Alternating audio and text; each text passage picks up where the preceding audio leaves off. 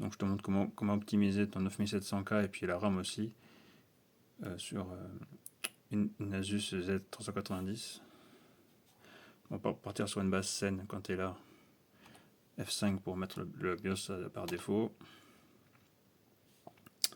Tu fais F7.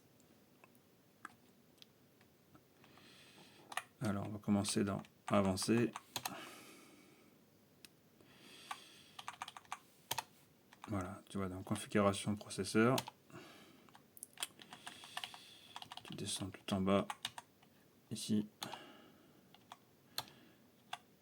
Ça, SpeedTap, tu l'actives. Ça, tu l'actives. Et ça, tu laisses en automatique. Voilà. Là, on est bon. Ensuite, tu retournes dans iTwigger.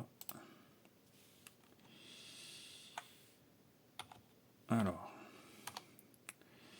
ici, un native XMB1.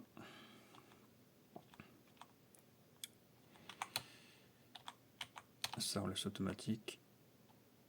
Ça, tu mets Enable.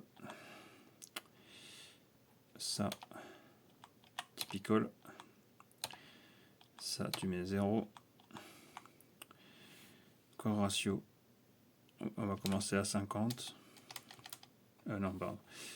Core ratio, ça, tu mets 5 all core, pour synchroniser tous les corps. Core ratio limite. Là, tu commences par 50.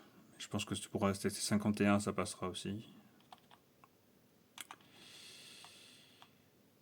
La RAM, je te montre après. Ici, Digi plus VRM. Ligne de charge, tu mets level 4. Ça, tu l'actives. Ça, tu mets à fond.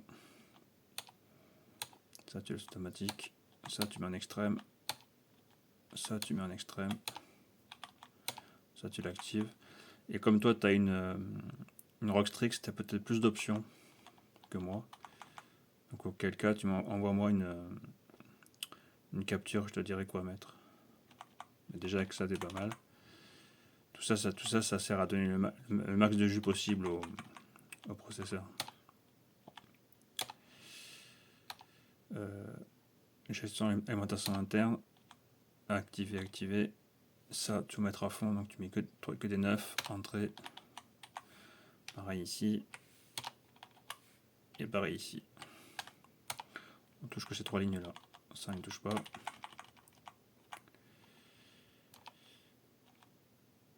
Ça, Efficace Paradise, on ne touche pas. Cette ligne, c'est pareil. On met que des 9. Entrée. Ça, tu mets Disabled. Ici, tu mets 8. Et le max cache ratio, tu mets 44. Ça définit la fréquence du cache en fait. 44, c'est bien. Ça, c'est le mode d'alimentation du processeur. On met sur Offset Mode. Tu laisses en plus. Décollage, tu mets 0,05. Ça, VCCIO, c'est pour la RAM, donc on va la stabiliser, donc tu mets 1.15. Système agent, pareil, 1.15. Et donc là, ton processeur est overclocké à 5 GHz, normalement de manière stable. Si jamais c'est pas stable, ce qui m'étonnerait, tu viens jouer sur ce paramètre et tu l'augmentes. Si c'est pas stable à 0,05, tu passes à 0,06, etc. Et moi j'ai testé sur le mien. Donc moi j'ai un i9, mais du coup j'ai testé en désactivant l'hyperthreading, donc ça fait comme un i7 du coup. Et moi c'est stable à 51. Donc là tu peux mettre 5,1 GHz, donc tu peux mettre 51 ici. Donc déjà là c'est la partie overclock du processeur. Et un truc que je peux expliquer aussi, voilà ici là, ces 3 lignes là, ça fait en sorte que ton processeur il peut booster de manière indéfinie à sa fréquence maximale. Il sera jamais bridé par...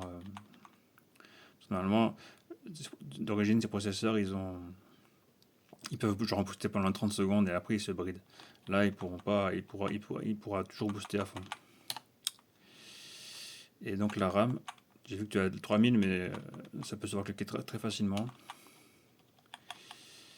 Donc pour la RAM, on va la passer à 3600. Si tu as 4 barrettes, 3600. Si tu n'as que 2 barrettes de 16, tu peux tenter les 3733. Tout ça avec les mêmes timings que je vais te montrer. Donc pour la RAM, on va aller dans les timings.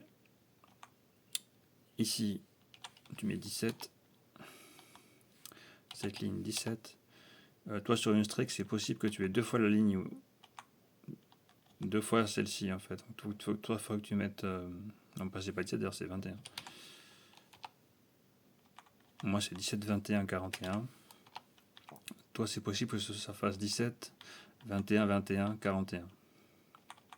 Pareil, tu envoies-moi une photo de cette page pour confirmation.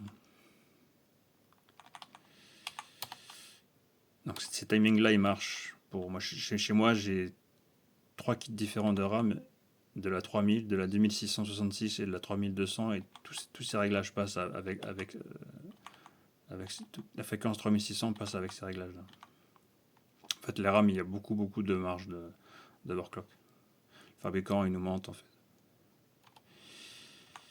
Donc je répète, si tu as 4 barrettes de RAM, ici tu mets 3600 MHz. Si tu n'as que 2 barrettes, tu peux booster à 3733 MHz. Quand tu as fait ça, donc je te conseille de faire d'abord le réglage du processeur, faire F10 pour enregistrer, aller tester sous Windows la stabilité. Donc moi pour tester, je prends Cinebench R23, je fais plusieurs runs et voir si ça passe. Il faut pas faire des trucs comme OCCT ou M95 parce que ça risque pas passer et c'est pas réaliste. Cinebench c'est très bien. Et si c'est stable, tu reviens dans le BIOS et tu fais la partie RAM que je viens de te montrer. Et donc quand c'est fini, tu fais F10 et tu enregistres. Et donc moi avec ça sur RedSec, moi j'ai une meilleure carte graphique, mais je tourne entre 130 et 160 fps en mode i7, donc avec mon i9 mais avec l'hyperthreading désactivé.